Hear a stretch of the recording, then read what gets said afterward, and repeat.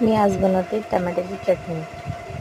मिरची, शेंगदाणे, नमक.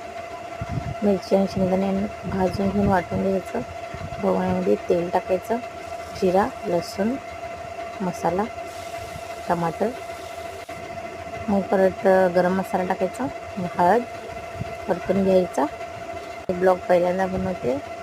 गॅस थोडं स्लो करायचं.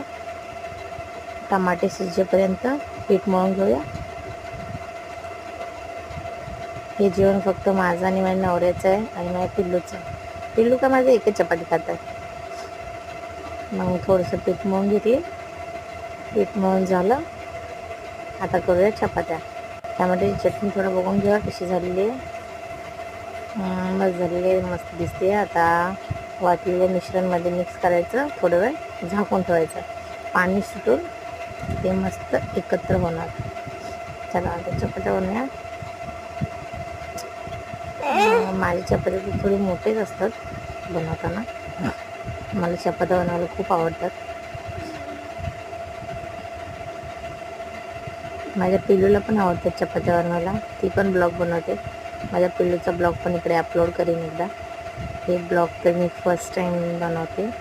पिल्लू माझं ब्लॉग नाही बनवत, ॲक्च्युली रील बनवतं. माझी मराठी अशी नाही आहे,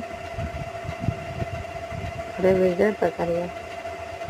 चला, माझी चपात्या खूप फुगतात. माझ्या नवऱ्याला खूप भूक लागलेली आहे.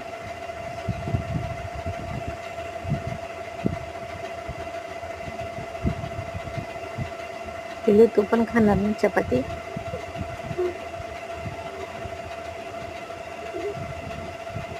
ती दुसऱ्याची फोटो आहे. नाही ग, मी बनवते ना चपात्या छान छान. बघ किती मस्त मस्त बनवते.